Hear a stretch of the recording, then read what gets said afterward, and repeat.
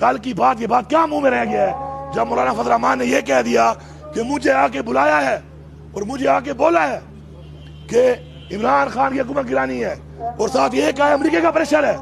वो साबित हो गया है, वो कौम साबित हो गया है जो हम बार बार कह रहे हैं। इमरान खान कह रहे हैं निकलो गुलामी से, हम किसी अमेरिका के गुलाम नहीं है।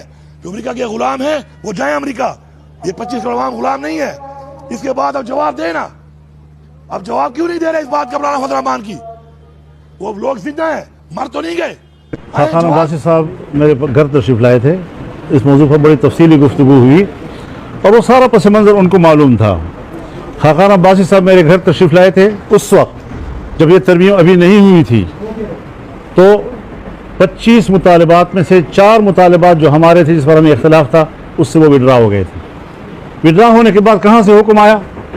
जाहिर है कि मुझे मालूम है कि अमरीकी अफसर कौन था जो आया और उसने कहा कि फाटा मर्जर इज मस्ट।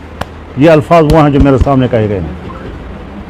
फिर जनाब बाजवा साहब आर्मी चीफ थे, नवीद मुख्तार साहब जनरल वो ISI के चीफ थे, पार्लियामेंट की बिल्डिंग में प्राइम मिनिस्टर के चैम्बर में मुझे मिले और मेरे साथ ये मसला डिस्कस किया और मैंने उनसे कहा कि आप बेवक्त फैसला कर रहे हैं। अभी फाटा मर्जर जो है उसके लिए फाटा का हालात मुवाफिक नहीं हैं। हमने बहुत तजवीज़ें दी लेकिन वो वज़ीर थे कि जी अमेरिका का दबाव है, जी अमेरिका का दबाव है।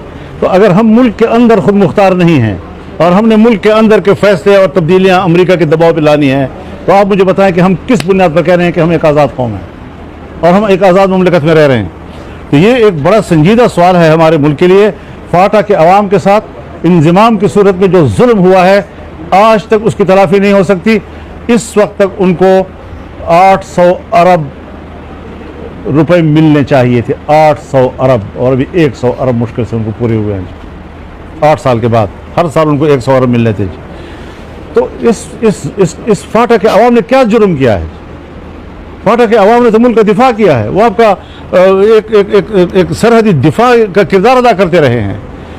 इसलिए इन इज्तिमाआत से और सेमिनारों से कुछ नहीं होगा। अपनी गलती का एतराफ़ करें, कहें कि हमने फाटा के अवाम के साथ जुल्म किया था, हमने जबर किया था। और मैं चैलेंज करता हूँ, आज भी स्टेट को भी चैलेंज करता हूँ, गवर्नमेंट को भी चैलेंज करता हूँ कि फिर फाटा के अंदर लाएं रेफरेंडम को और आवाम से पूछे कि अवाम क्या चाहते हैं।